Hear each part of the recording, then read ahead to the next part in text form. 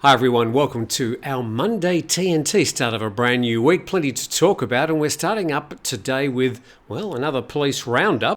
Let's go to Thai PBS World. They're reporting up to 12 police officers may be involved in gambling extortion controversy.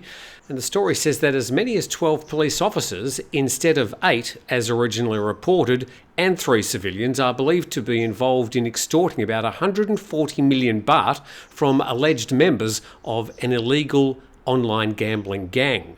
And heading the investigation, Surachat Hakpan, the Deputy Commissioner of Police in Thailand. And he says the criminal court issued arrest warrants yesterday for the 3 civilians, 2 of whom had fled to a neighbouring country, leaving behind a woman, the wife of one of the 2 men. He added that some officers had alerted the 2 civilian suspects about their impending arrests, adding the police will seek help from their counterparts in the neighbouring country by asking them to hand the 2 fugitives over to Thai police, assuming of course that they can find them. And among the officers implicated in the alleged extortion is the commander of the Chonburi Provincial Police. He and 7 of his subordinates have already been transferred to the operations centre of the Royal Thai Police, pending the outcome of a fact-finding investigation. And that includes 2 technology crime suppression officials, and they claim they simply performed their duties as ordered by their immediate superior. That's an often used excuse. And they were charged with illegal detention, malfeasance in office and extortion. And down the bottom, the Deputy Police Chief said this will be the first case in which the Prevention and Suppression of Torture Act will be applied by the police in their investigation. So some top brass implicated in this investigation. I think this is going to reach a lot further than it has so far. Let's go to some more coverage from Thai PBS World, saying that Chonburi Police Commander questioned for over 3 hours in the extortion investigation, and the Chonburi Provincial Police Commander, Police Major General Kampon Lila Prapaporn, was questioned for more than 3 hours yesterday over an allegation that he and other officers had extorted about 140 million baht from alleged members of an illegal gambling gang. So the extortion basically being that the police were investigating these online gambling gangs, saying, "We know what you're doing, you better pay us, otherwise you're going to get in trouble."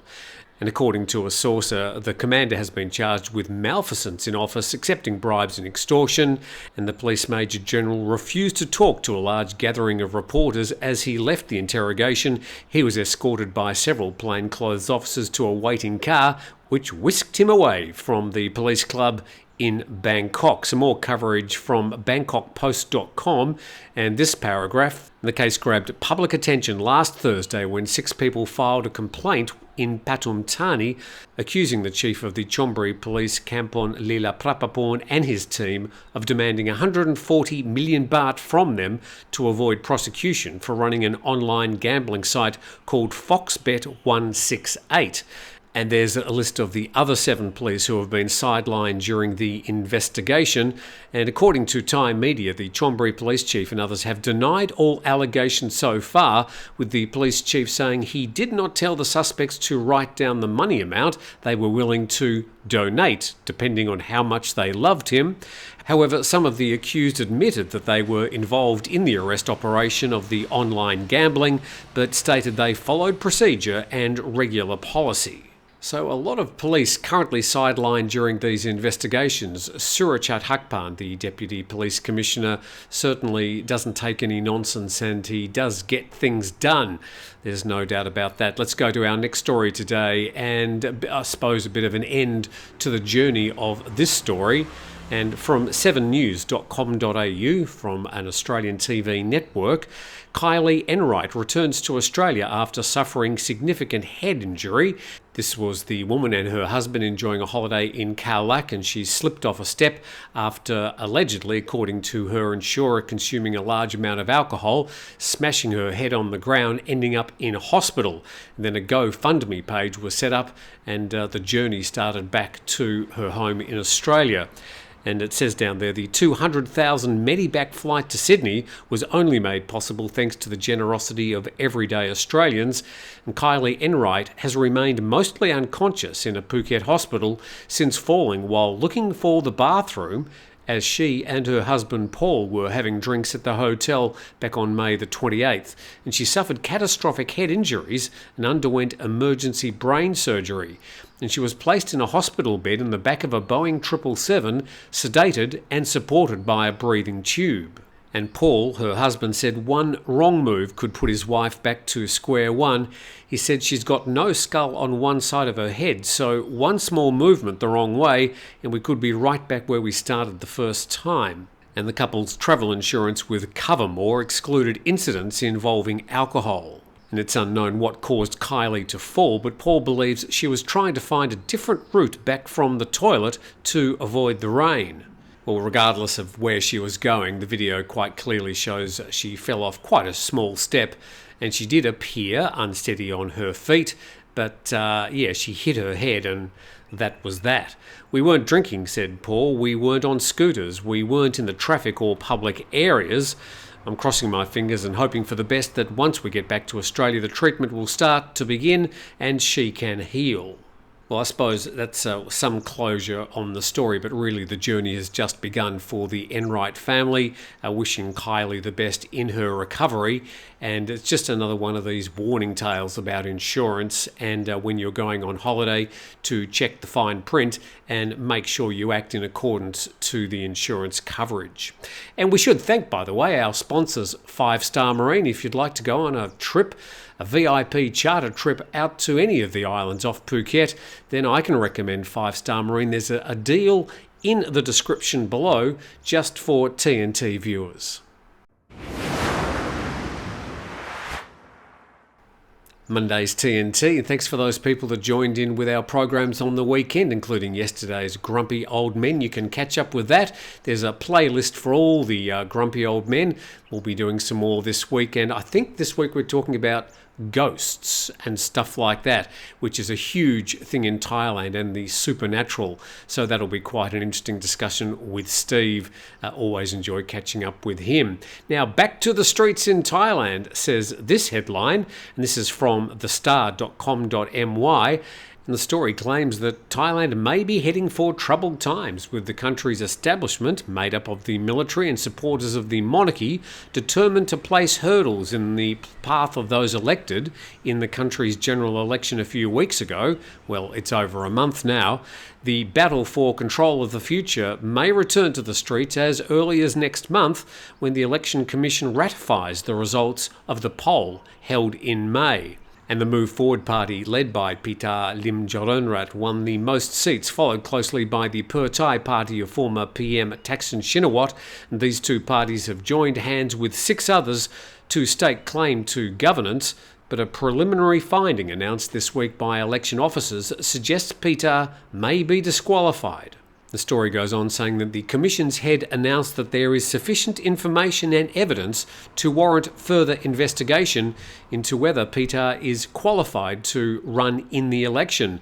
An ominous pronouncement, since it also suggests that the frontrunner for the PM's job may be looking at up to 10 years in jail. If Pita gets disqualified, or if the alliance is not allowed to form the government, it will mean a clear repudiation of the people's will, for they had voted overwhelmingly against parties aligned with the military. Well, a little bit of editorial creeping in there, but essentially they are correct. The opposition parties have won some sort of clear mandate to move away from the policies of the last 9 years of military and then sort of quasi-military rule. While not all the parties forming part of the alliance led by Pita share Move Forward's disdain for the lèse majesté laws, all of them are determined to bring about constitutional changes that will significantly reduce the grip the military has on civilian politics. They've also promised to legalise same-sex marriages and to take steps to dismantle the monopolies and oligopolies that dominate Thai business. And should they be thwarted, it's more than likely that the people will take to the streets to press for a return to a functioning democracy, something they've been fighting for ever since the military seized power in a coup in 2014 and then sought to legitimise. And that story from thestar.com.my. Moving on to another story now, and Thai PBS World and key ASEAN members skip Thai-hosted Myanmar talks amid criticism.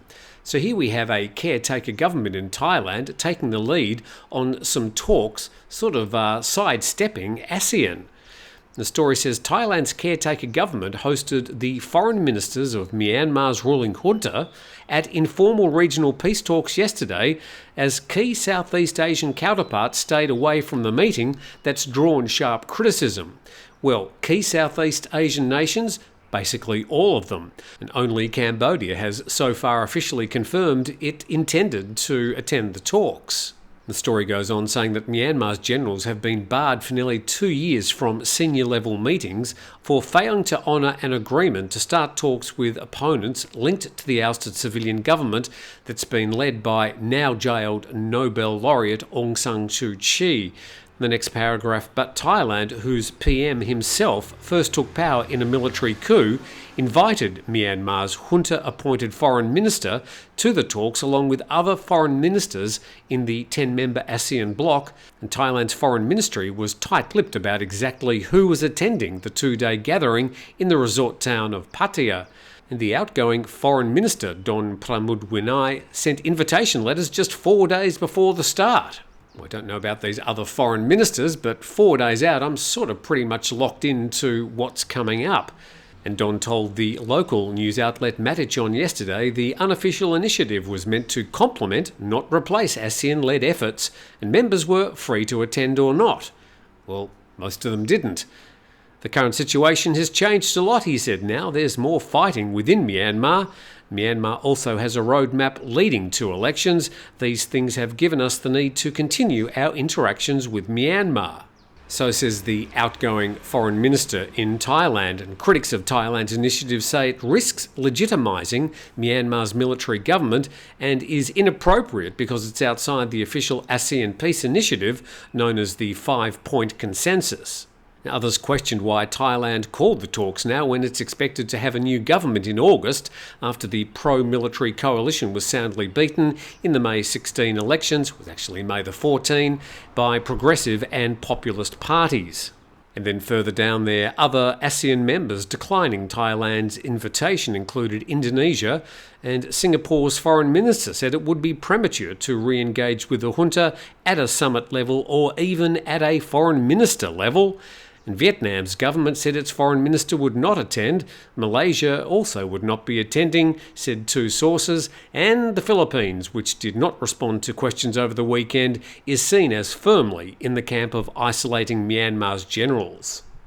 And then a group of 81 Myanmar activist groups says we demand the Caretaker Thai government cancel this meeting immediately. Well, too late, she cried. It looks like it might have just been a quick cup of tea yesterday in Pattaya between caretaker Foreign Minister Don Pramudwinai and the Cambodian Foreign Minister, and then, well, out to the bars. But from Pattaya we head down to Phuket, and this photo, now this is a shed somewhere up in the Talang district in the northern part of the island, and this is a story from Speed News.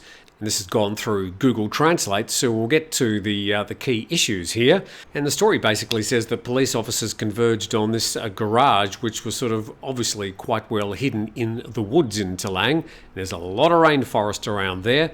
They say a Bitcoin miner had rented the area and stolen the electricity, valued at around 20 million baht. Well, that's quite a lot of electricity. We know that these big Bitcoin mines do use quite a lot of power. The entrepreneur has moved some Bitcoin mining equipment. Apparently there was a car involved, and police officers have seized the vehicle for further investigation and prosecution. And the story there reported by Speed News in Phuket. I mean, that's quite a lot of electricity used. The PEA, the Provincial Electricity Authority, must have been looking at the meters ticking over thinking, who's using all that power? We go to our next story now, and this is reported by travelandleisureasia.com. A road trip from Kolkata to Thailand will become a reality by 2027. So if you want to drive at the moment from Thailand to India, it's quite a perilous journey, and a lot of the roads are, well, not terribly good. But this could change everything. By 2027, you'll be able to hop into your car and drive from Kolkata to Bangkok. Kolkata, of course, used to be called Calcutta for us of that age when we were going to school. The story says the proposed plan suggests that the trilateral highway will begin in Bangkok, pass through Sukhothai and Mae Sot in Thailand, before entering Myanmar and going through places like Yangon and Mandalay before making its way to India. The highway's about 2,800 kilometres long. This is a big stretch of road. Now, it doesn't go into who's paying for this. I don't believe it's got anything to do with China's Belt and Road Initiative, but quite an investment. Wonder who's paying for it. The trilateral highway from Kolkata to Bangkok would be completed by 2027, but it majorly depends on the time that the Indian and Myanmar portions take to complete. The highway would help increase connectivity between the two cities beyond just flights and make for an excellent road trip too. I'd certainly be very interested in doing that trip, go through some very nice areas. Additionally, the breathtaking sights on the route, along with changing terrains, are sure to make this international road trip worth your while.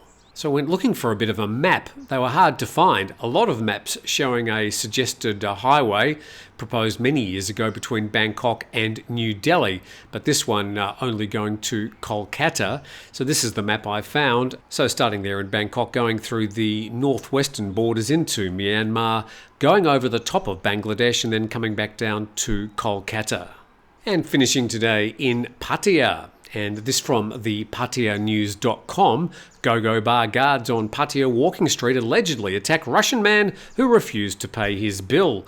And around 3 Go Go Bar guards allegedly attacked a Russian tourist who reportedly refused to pay for the drinks he'd ordered on Walking Street. It happened at 3:30 a.m. yesterday morning. And the attacked tourist, a 33-year-old Russian, suffered swelling and bruises on his face and profuse bleeding. According to Pattaya law enforcement officials who witnessed the incident, go-go venue guards were arguing with the Russian man who reportedly refused to pay for the drinks he'd ordered. The man forced his way out of the venue, so the venue guards followed him onto Walking Street.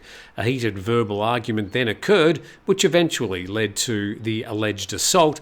Pattaya police are investigating whether the man really refused the payment and what circumstances were around the incident. They also summoned those involved in the incident for legal charges. So not a good look all around there, and we don't really know what the truth is. We may never know. Thank you for watching today. Hopefully you're a bit more up to date with some of the things happening around Thailand and the region. Please subscribe to the channel if you get a moment, and we appreciate you dropping in today, and we hope to see you again tomorrow.